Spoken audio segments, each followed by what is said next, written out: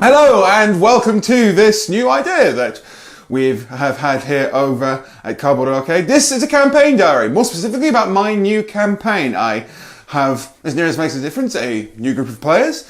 They are playing level 1! Level 1 characters! It's crazy, I know, starting from level 1, not doing a hot start. We are still playing in my world, the world of Elador, which you can still see behind me in this incredibly crudely drawn map, which I did on a very lonely 23rd birthday, never mind. But we're going to be talking about the campaign I'm running at the moment, how I'm DMing it, what's happening in it, what the story is, and in the process of telling the story, maybe throwing out a couple of tips and tricks on how I've been DMing it, that you could maybe take away some advice from it and go from there. But to start off with, let's introduce not the players, but the characters. First off, we have a level 1 mountain dwarf barbarian by the name of Gertag, and Gertag comes from the city of Diamedesium, the capital city of the crystalline mountains within my world. It's the central hub of the dwarves. He comes from a family in which his mother married a dwarven merchant who owned a couple of mines, and little did he know he wasn't actually his stepfather's son, obviously. And his mother on her deathbed left him a note explaining who he was and where his actual father is. So he's on a quest to go and find his actual father and to go from there. Next up, we have a human fighter, which I suspect will probably go into Eldritch Knight. It's a very complicated backstory in which he keeps all of his notes within a diary. And from what he's told me, his brother experimented on him because he was the first of his line who actually had any arcane abilities. And I've been fleshing it out, and hopefully if this series continues, then we're going to be talking more in depth about how I've been working on that and the different ideas I've had. But he plays a sword and board character, chainmail, shields, and a warhammer. And he started with the variant feat for humans, which means he gets to take a feat, which he took the magic initiate feat, which means that he can cast shield once a day. He has shocking grasp, and I haven't seen the other cantrip. So I'm looking forward to seeing how that goes. Next up, we have a human druid by the name of Tyrrell. Long green hair, comes from basically, as my player described it, Greenpeace, and has basically gone out into the world to prove herself to her clan and to become this arch druid to protect the wild that she is from. I can't wait to see where she's coming from because she's really good. Next up, we have Valoria. Valoria has a tragic backstory in which she was murdered along with her unborn child by this entity, by this person by the name of Cedric Wendell. And she has come back as a revenant. And a revenant is an undead humanoid who is only put on this earth and come back to deal with her past and the people and the person that has wronged her. And so at the back of her mind, she constantly knows where this individual is. But she's level 1. So she can't work her way up to the big bad guy, which she doesn't know what it is yet. And last but not least, we have Rodir, which is a human paladin of Tyr within my game. And he's just out to go and right wrong, do the good and honourable thing, and to cut back with some cynical witticisms and to go from there. So, enough about the characters, let's talk about the story. So the story starts off with my characters. I told them we did a session 0 where everyone made their characters, and from there we said that they'd known each other for a little bit. They'd met up in a town called Rudderton, which is a port city within the human sector, a human country in my world called Skjoldr, and they had met there, done a couple of rat catching jobs, and one night had found a notice board from a magical components supply company who needed them to deliver a package to a town just off a river called the Farsian River, just on the eastern side of the Farsian River, called Stoutstone. And they were told they just needed to deliver it to a wizard called Artus, who owned a shop called the Minor Emporium, and they would be paid 10 gold each. Fairly simple adventure. I wanted to have the party know each other for a while so they could start with this well, we kind of know these people, we kind of trust them, they can open up, they don't have to be so closed about their problems. And so they can talk and engage and plan what they're going to be doing up front, and they don't have to keep anything kind of private, which I've suffered from in the past, where people have played characters who are too individual, who don't want to explain what's happening in their own lives and keep their backstories from the other people. But because I've now got a party which want to share, it opens up the role playing, and it's a great thing to have. So where do we start? We started the adventure after a hard couple of days traveling on the border of this forest, which led into this swamp. And the swamp is called the Willow Whisper Swamp, which I have heard by doing a little bit of research and rolling some intelligence check, that the Willow Whisper Swamp borders the tiny little village of Stoutstone just up to the north. The river, the Farsian River, goes through the swamp and then curls round at the bend, and in the bend is where the village of Stoutstone is. They know that enough, so they're in the forest at this moment in time, just taking the weight off their feet and talking about what's going to happen, how they're going to spend their gold, who they are. I describe everyone describes who they are, what they look like. I chip in some notes here and there about the individual characters and what they've privately told me, such as the dwarf has a mouse pet which hides within his beard. Valoria, the revenant, is pale and very cold. She doesn't describe herself as a revenant. The other players don't know this about her. And so whenever they go in to touch her or to hug her or to clap her on the back, they feel this very pale skin. She's very distant, and she's fascinated by the moon. And then we have Havisham, who is the human fighter, which I suspect will go into Eldritch Knight. And the one major thing that everyone seems to note on him, well, there's two major things, is that one, he is constantly looking over his journal and writing in his journal. He looks like he's maybe halfway through at this point, but he's constantly writing in it and writing in it. And the second thing I notice is that he is covered in scars. Now, this is typical of a fighter. We all know that fighters go off and go battle into the world. However, after a successful medicine check by the druid, she sees that these are very precise cuts. And they're not the size of normal blade cuts. These weren't made by a sword, and they seem far too, how to put it, accurate? After a little bit more investigating and a little bit more look, she discovers that he has three very notable ones on the top of his forehead, down across the chest, and then one at the back of his neck. Very, very strange incisions. But as the night is going on, they all settle down for the night, and then they start to hear things in the forest that leads into the swamp.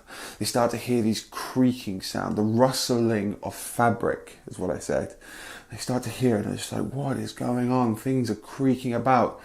And then out of nowhere, after a successful perception check by the druid, she notices there is this 3 to 4 foot tall humanoid creature scrambling about, limbs made from what look to be tree roots and branches, with potato sack clothing just hung upon it, with this painted alabaster face with makeup and paint that makes it look like she looks like a child. The height of it makes her look like a child. She looks frightening, with straw hair which is dilapidated and falling down onto the ground, and it looks like this tiny little child.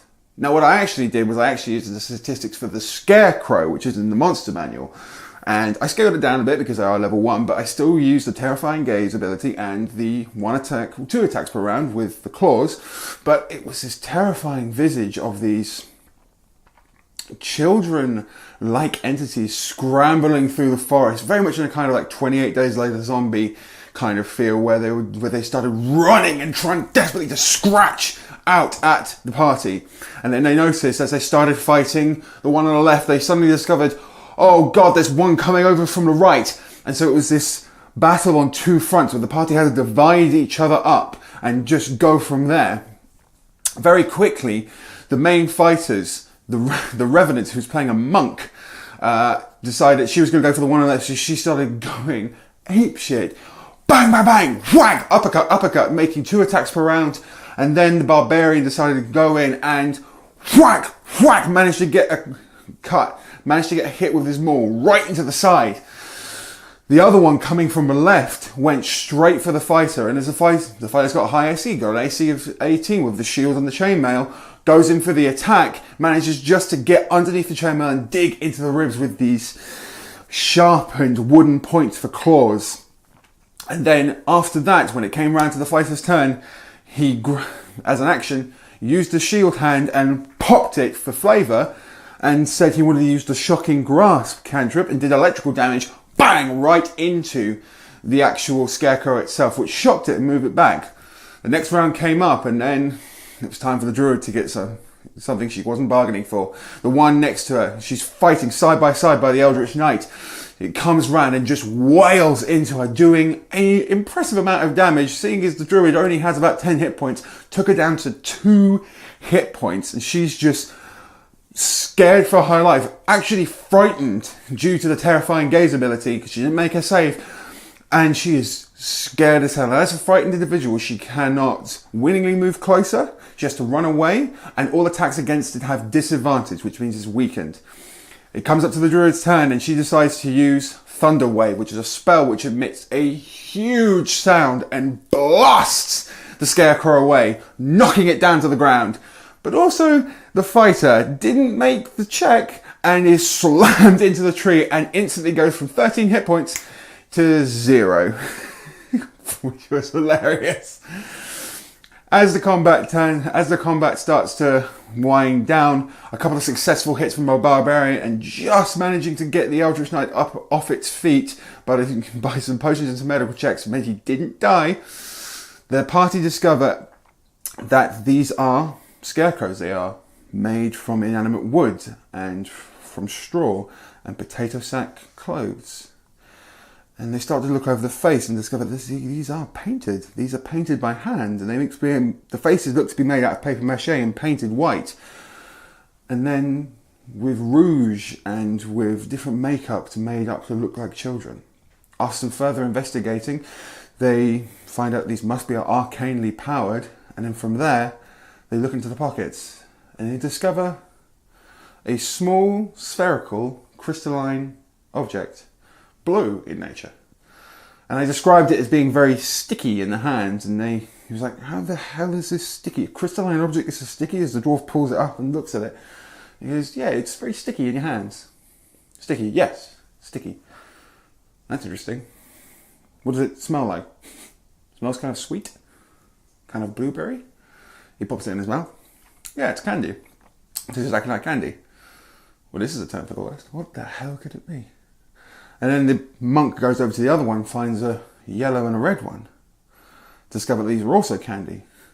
This left the players in a sense of, what the hell is going on? We just got attacked from nowhere by these things, and they have candy in their pockets. What the actual hell is going on? So they decide to bed down for the night, taking one of the heads of the scarecrow, this painted visage upon this head. Next day rolls around, they make their way into Stoutstone, at which point they come up to the town, which kind of diverged away from the swamp, which goes more further up to the north, and the Stoutstone. As they come into this place, they see it is almost wrecked by just famine and economic strife. As they go in, they notice that the windows mostly don't have glass, and if they do, have very dilapidated wooden shutters. The streets, not paved, are made of mud, but the most worrying thing is that just around the town, on wooden spikes, almost looking like they've been crucified, are these childlike scarecrows. And as they go up to it, they're thinking, what the hell is going on? What in the God's name is happening here? And as they go up to investigate, they come across this individual. This individual is called Jacob. He has a hunchback. He sounds very, very rural, I think is the term.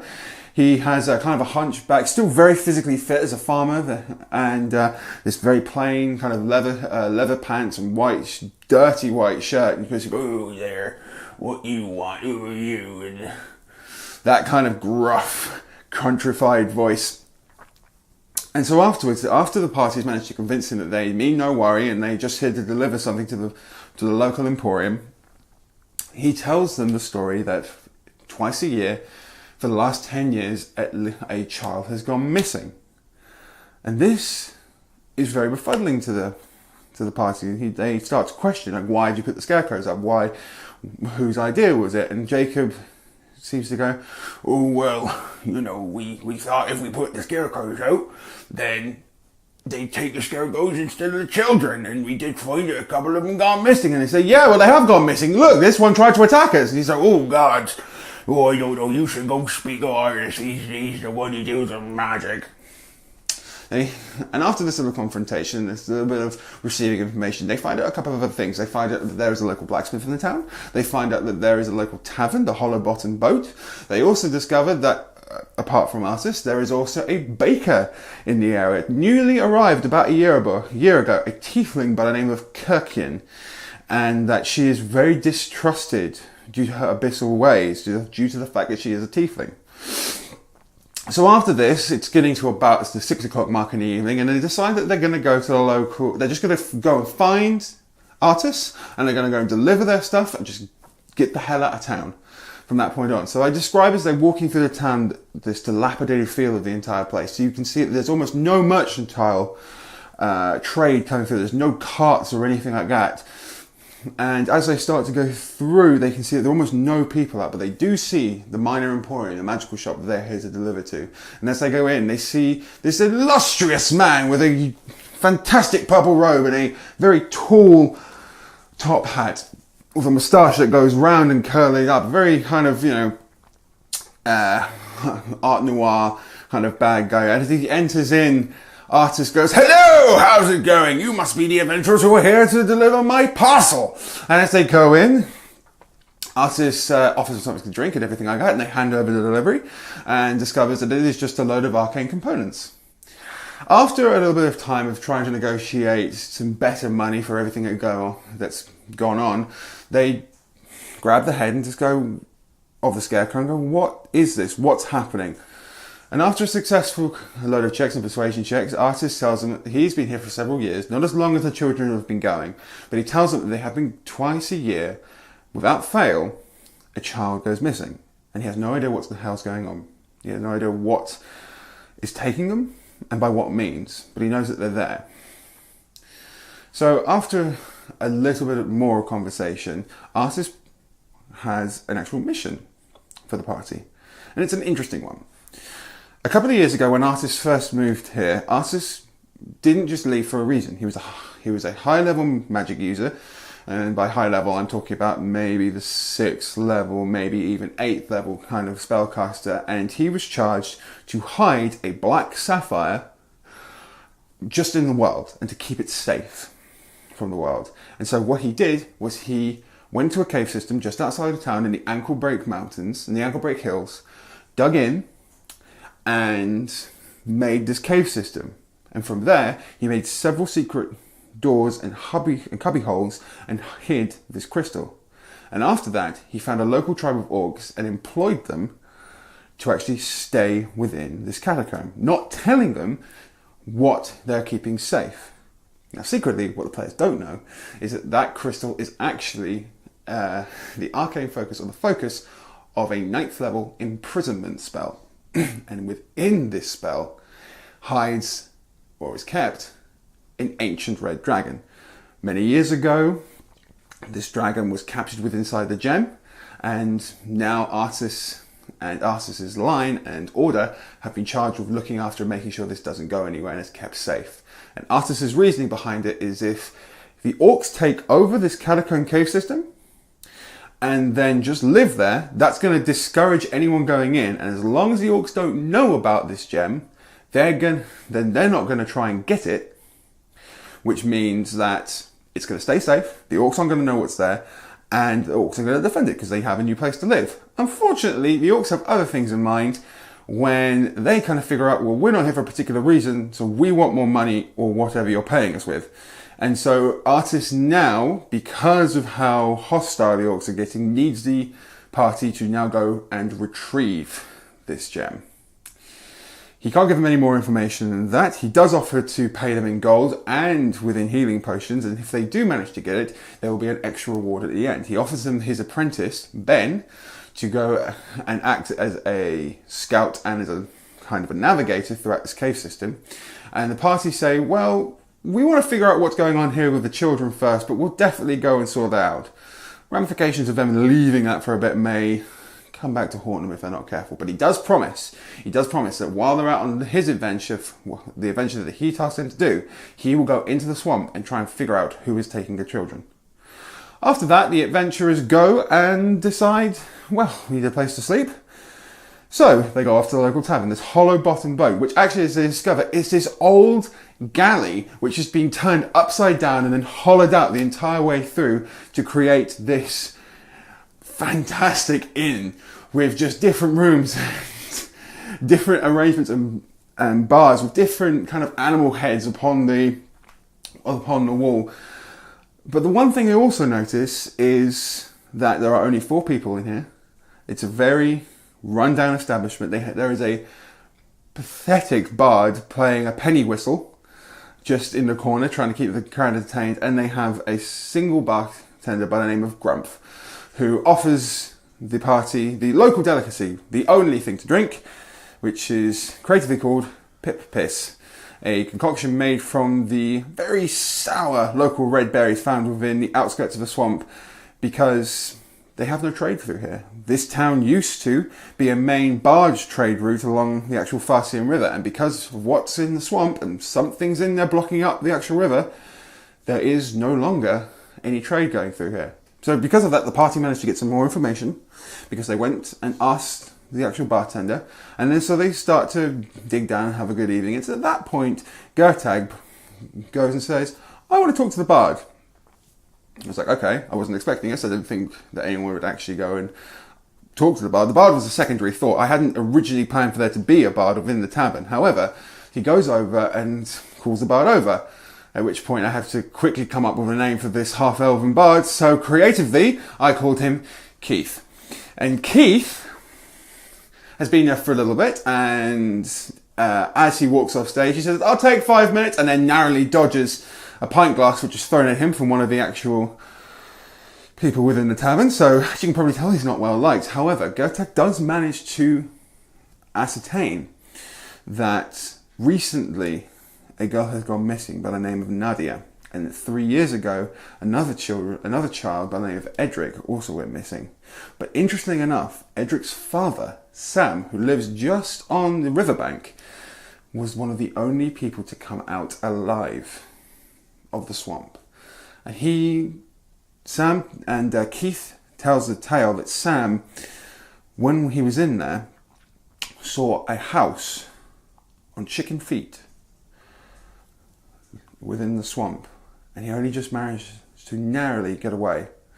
If any of you are caught up on Slavic folklore, you might have an idea on what is actually in the swamp, but if any of my players are watching, I'm not going to spoil this for you. So, with this new information ascertained, and due to talking to the bard very nicely, a new ally actually ascertained, the party go to bed, the dwarf having to pick the Eldritch Knight up off the floor due to the fact he failed his constitution check with a natural 1 upon drinking the Pip Piss, and they all went to bed, and thus ended the first session. I thought it went well. The party really gelled as a unit. They all got on really well. They cracked jokes, they had good combat, they worked together as a team. They role-played really well. Some of the things that happened within that game, the going out and talking to the bard, going up and asking for a drink at the bar, being naturally curious about what's happening within this town of Stoutstone, were all great things that happened in my game.